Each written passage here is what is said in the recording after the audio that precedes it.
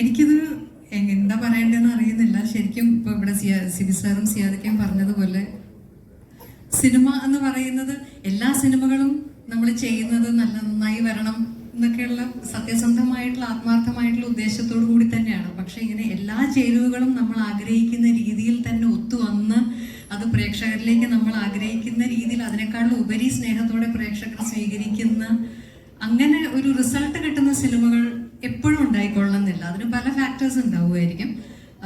എന്നെ സംബന്ധിച്ച് ഞാൻ അഭിനയിച്ചിട്ടുള്ള സിനിമകളിൽ എപ്പോ എന്നോട് സ്നേഹമുള്ളവർ വന്ന് എൻ്റെ അടുത്ത് പറയുമ്പോഴും അതിൽ സമരൻ ബത്ലഹേമിന്റെ പേര് തീർച്ചയായിട്ടും ഉണ്ടാവും. അങ്ങനെ ഒരു സിനിമയും കഥാപാത്രവുമായിരുന്നു ഇത്. ഒരുപക്ഷെ ആ കാലത്ത് ആ സിനിമ ചെയ്യുമ്പോൾ എനിക്ക് ഇത് എത്രമാത്രം വലിയ സ്കെയിലുള്ള ഒരു സിനിമയാണെന്നോ, എന്തുമാത്രം സ്പെഷ്യലായിട്ടുള്ള എന്തുമാത്രം വലിയൊരു സിനിമയുടെ ഭാഗം, ഒരു മൾട്ടി സ്റ്റാർ സിനിമയുടെ ഭാഗമായിട്ടാണ് ഞാൻ നിൽക്കുന്നത് എന്നുള്ളൊരു തിരിച്ചറിവോ അല്ലെങ്കിൽ അത്രയും കോംപ്ലിക്കേറ്റഡ് ആയിട്ടുള്ളൊരു ക്യാരക്ടർ ചെയ്യുന്നതിൻ്റെ ഒരു പ്രഷറോ ഒന്നും ആ പ്രായത്തിൽ ഞാൻ അതൊന്നും തിരിച്ചറിയാനുള്ള ഒരു പക്വതയൊന്നും എനിക്ക് ഉണ്ടായിരുന്നില്ല. ചേച്ചി വളരെ യങ് ആയിരുന്നു.